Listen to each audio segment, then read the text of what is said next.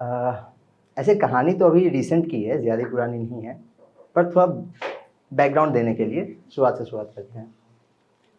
तो हुआ यूँ कि क्लास 5th में जब मैं था, मेरे पापा मुझे बड़ा आदमी बनाना चाहते थे। तो उन्हें लगता था कि बड़ा आदमी बनने के लिए दुनिया को जानना समझना बहुत ज़रूरी है। और दुनिया को जानने समझने के 2 तरीके हैं। पहला तो ये दुनिया घूमो, अब उसके लिए पैसे तो थे नहीं, मिडिल क्लास ठहरे। तो दूसरा तरीका हॉस्टल भेजना।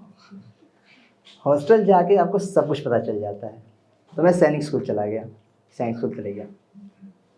बदकिस्मती से ये बॉयज़ हॉस्टल था केवल, तो महिलाओं से ज़्यादा जान पहचान हमारी हुई नहीं 10th में। और आज सामने इतनी देख के थोड़ा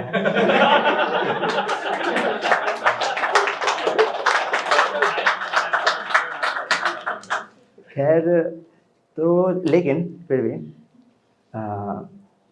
एक सॉरी, तो भूल जाता हूँ बीच में। तो उसके बाद सैनिक स्कूल में चला गया। अब बॉयज़ हॉस्टल में रहते रहते मुझे पता चल गया कि मैं एनडीए के लिए नहीं बना, डिफेंस के लिए नहीं बना, तो मुझे वहाँ से निकलना था। तो मैं 10th में निकल गया। अब बिहार से हैं हम, पापा हमें बड़ा आदमी बनाना चाहते हैं, तो कॉमर्स और आर्ट्स तो ऑप्शन था नहीं, लेना था हमें साइंस। साइंस में बायो पसंद थी नहीं, लिया हमने मैथ्स। अब मैथ्स में क्या करें, तो करो आईआईटी। तो तैयारी करने हम लग गए। 2 साल बीते, नहीं हुआ, तो हमें लगा कि अब ड्रॉप लेना पड़ेगा।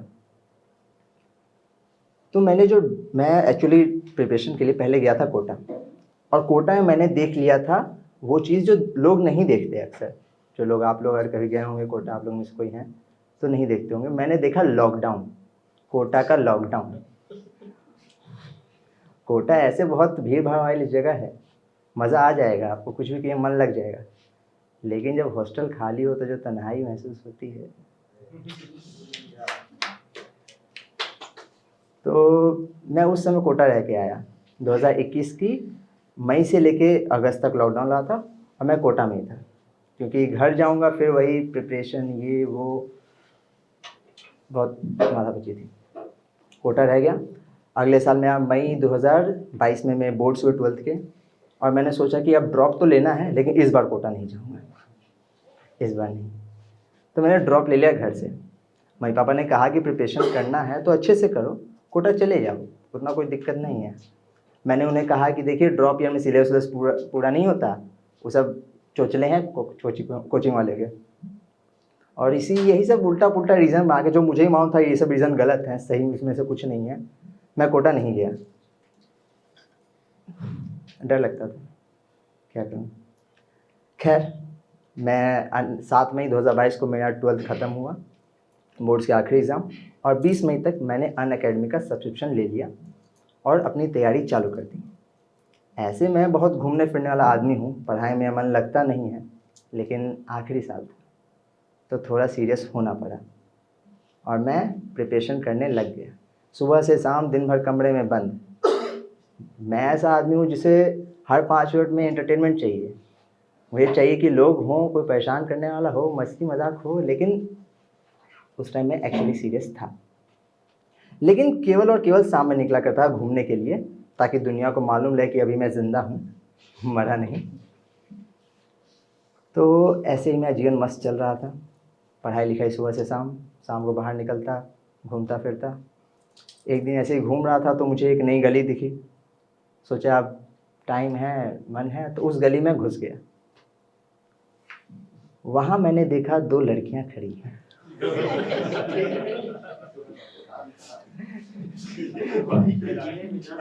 माफ कीजिए। तो वहाँ मैंने देखा वो 2 लड़कियाँ खड़ी हैं। एक 10th 11th के अराउंड होगी क्लास, उसका 10th 11th होगा, और दूसरी 7 8 के अराउंड, ठीक है, शायद बहनें ही थी, मुझे मालूम नहीं। तो मैं वहाँ पहुँच गया, और उनके हाथ में बैडमिंटन था, और वो लोग एक घर के छज्जे की ओर देख रहे थे। मैं जब वहाँ पहुँचा तो मैंने पूछा कि मे आई हेल्प। तो उन्होंने बताया कि उनकी बैडमिंटन खेलते खेलते कॉर्क उस घर के छज्जे पर अटक गई है। अब सैनिक स्कूल से हूँ, बॉडी अच्छी ठीक ठाक है ही, एथलेटिक पर्सन हूँ। तो being a athletic person, being a good person, मैं चढ़ गया। हाँ, छज्जे पर चढ़ गया।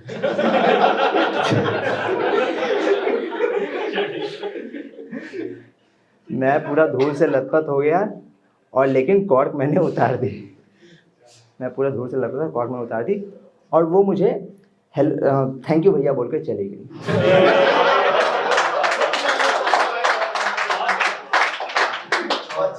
लास्ट में यही होता है। मेरा स्टार्ट इससे हुआ है।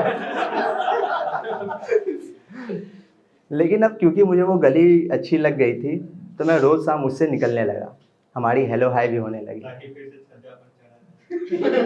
मौका मिला भी। सप्ते भर हुए कि उनकी कॉर्क वापस अटक गई, तो मैं फिर चढ़ गया। हाँ, छज्जे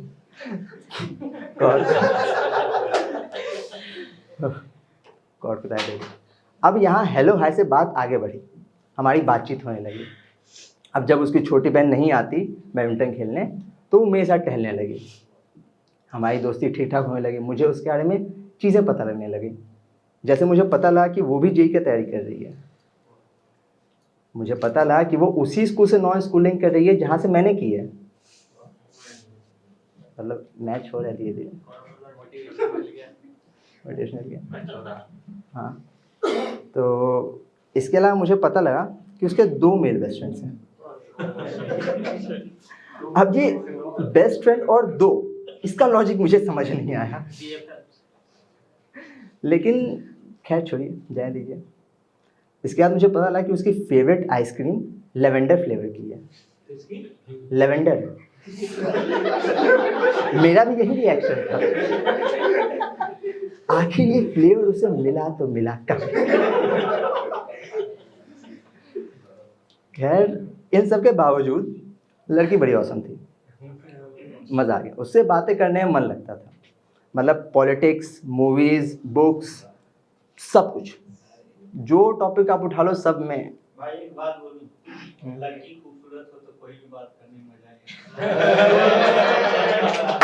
बात तो आपने सही कही, लेकिन फिर भी। लेकिन इसमें एक और भी बात है, कौन सी लड़की खूबसूरत नहीं होती? अरे क्या बात बोला, क्या बात है, क्या बात है, क्या बात है। तीसरे प्रोफाइल उम्र के साथ डिवीजन हो जाता है। लैंग्वेज भी लड़कों के लिए नहीं आता, डिपेंड करता है शक्ल के साथ। बस शक्ल लड़कों में। Back to story. तो ऐसे ही चल रहा था स्टोरी, मस्त हम लोग की बातें हो रही थी पूरी ठीक ठाक। तो जैसा कि मैं कह रहा था, भूल जाता, क्या कर भूल जाता, याददाश्त कमजोर है।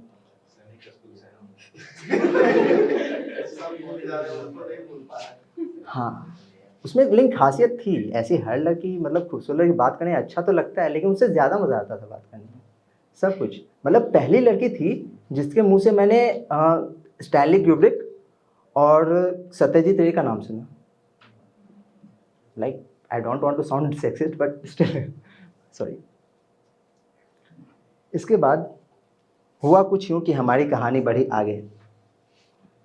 मैं शाम होने का वेट करने लगा, उसे देखते ही मेरी स्ट्रेस सारी दूर हो जाती थी, अच्छा लगता था उससे बात करने में। वो बुक्स पढ़ा करती थी, नॉवेल्स। ऑफ कोर्स मतलब कोर्स की किताबों में मज़े उसे नहीं आते थे, तो वो नॉवेल्स पढ़ा करती थी। वो कहती थी कि जो लोग किताबें पढ़ते हैं, जो लोग किताब नहीं पढ़ते हैं वो एक ज़िंदगी जीते हैं, जो लोग किताबें पढ़ते हैं वे हज़ारों ज़िंदगी जीते हैं। मज़ा आ गया ये सुन के उसे। एक्चुअली मैं भी खुद रीडर हूँ, तो मैं किताबें पढ़ता हूँ, तो अच्छा लगा। खैर, तो वाइंड अप करते हुए, सॉरी टाइम मुझे मालूम नहीं था, वाइंड अप करते हुए आगे बढ़ता हूँ कि उसके बारे में ऐसे बोलना चाहूँ तो पूरी शाम निकल जाएगी, पर 2 लाइन में उसे सम अप करने की कोशिश करूँ तो मैं कहना चाहूँगा कि खुले आसमां में उड़ता वो एक नादां परिंदा है, कोई है जो हमारे बीच रहकर हमसे ज़्यादा जिंदा है।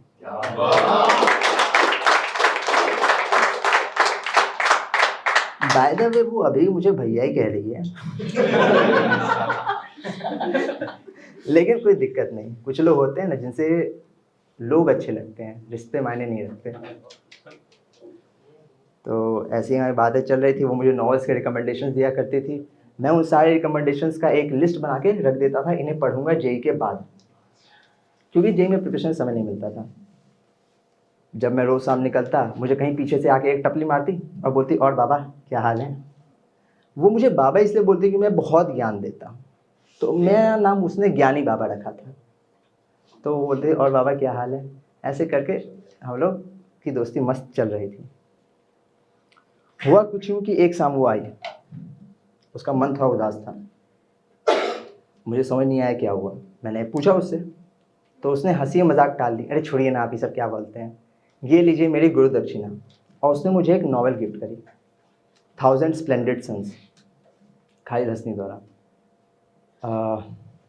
उसकी एक ख़ास बात थी, वो जब भी मैं उसे, क्योंकि मैं ड्रॉप ईयर में था, वो 11th में थी, मैं अपने पुराने नोट्स जी उसे दिया करता था पढ़ने के लिए, और वो बदले में हमेशा मुझे रिटर्न गिफ्ट कुछ देती थी। जैसे कभी फूल दे देगी, नॉवेल्स के जो बुकमार्क्स होते थे उसके बड़े क्रिएटिव बनाती थी, वो दे देती थी। और कभी कुछ नहीं मिला तो रास्ते में चलते चलते एक पत्ता तोड़ के दे देगी, लेकिन खाली हाथ नहीं जाने देती थी वापस। अब उस दिन उसने जब मुझे गिफ्ट दिया वो 1000 स्प्लेंडेड सन्स, मैं कैसे उसे खाली हाथ जाने देता। तो मैंने एक डेयरी मिल्क सिल्क खरीद के दे दी। बजट उस टाइम मेरा ज़्यादा नहीं था, पर ठीक है, इतना तो चलता है। उस दिन जाते जाते वो थोड़ी उदास थी। मुझे लगा मैं पूछ लेता हूँ उससे क्या हो गया, और शायद पूछ लेना चाहिए था, लेकिन वो नैना ने कहा है ना, बस नहीं कह पाई, नहीं बोल पाया, नहीं पूछ पाया। अगले दिन जब मैं शाम को निकला, किसी ने मुझे टपली नहीं मारी। मुझे समझ नहीं आई ये कहाँ अचानक गायब हो गई, क्या हो गया इसे। फिर शाम को निकला, किसी ने, मुझे रास्ते में कोई नहीं दिखा। मैं उस गली में बार बार जाने लगा, दिख ही नहीं रही थी, पता नहीं कहाँ चली गई। मुझे समझ नहीं आता ये अचानक मुझे गुरु दक्षिणा दे क्यों चली गई। भाई अभी हम भी यहीं हैं, तुम भी यहीं हो, ड्रॉप पूरा ईयर बाकी है, क्या हो गया। हाँ, ऐसे ही एक सप्ताह बीता, 10 दिन बीते। 10 दिन बाद मैंने मम्मी को अपने कॉल पे बात करते हुए सुना। वो किसी आंटी से बात कर रही थी और बोल रही थी कि हमारे पड़ोस में किसी ने सुसाइड कर लिया है। मैं डर गया कि क्या हो गया। मैंने मम्मी से पूछा, मम्मी क्या हुआ। तो मम्मी बोली, अरे वो है ना नीला वाला घर उधर उस गली में, वहीं कोई लड़की है, वो उसका घर था।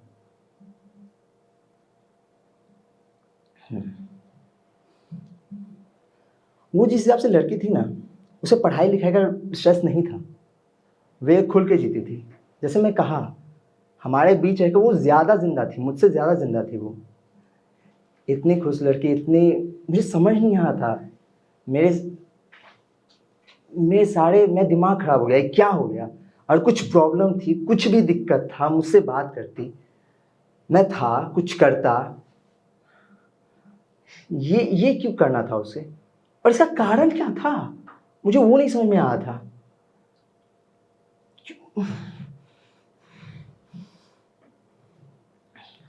मैं उस दिन बहुत रोया, काफ़ी दिन बाद, सालों बाद। उस दिन तब मैंने जाके उसकी जो किताब उसने गिफ्ट करी थी मुझे, 1000 स्प्लेंडेड सन्स, उसे उठाया पहली बार। जब मैंने उसे खोला तो उससे एक कागज़ नीचे गिरा, कागज़ का टुकड़ा। जब मैंने उस कागज़ के टुकड़े को उठाया तो उसमें एक कविता लिखी हुई थी। वो कविता मैं आप लोगों को पढ़ के सुनाना चाहता हूँ।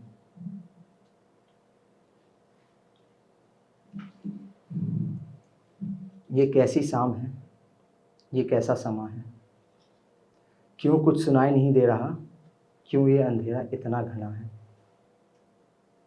अक्सर इन रातों को ये एहसास होता है, समझ नहीं आता लेकिन कोई तो पास खड़ा होता है। कैसे दिल से इस डर को निकालूं, कैसे इन कांपते पैरों को संभालूं। दिल की धड़कन अब कानों तक आ रही है, शरीर की कनकन अब सांसों तक आ रही है। हाथ जोड़ता हूँ, मुझे छोड़ दो, मुझे मत सताओ, दूर रहो, मेरे पास मत आओ। चिल्ला रही हूँ, कोई तो आए, इन दरिंदों से मुझे बचाए। पर रात इतनी घनी है, सुनसान ये सड़क पड़ी है, ऐसे में कौन ही आएगा। मैं कल भी किसी को बताऊं तो मुझ पे जो बीती है कौन ही समझ पाएगा। Thank you.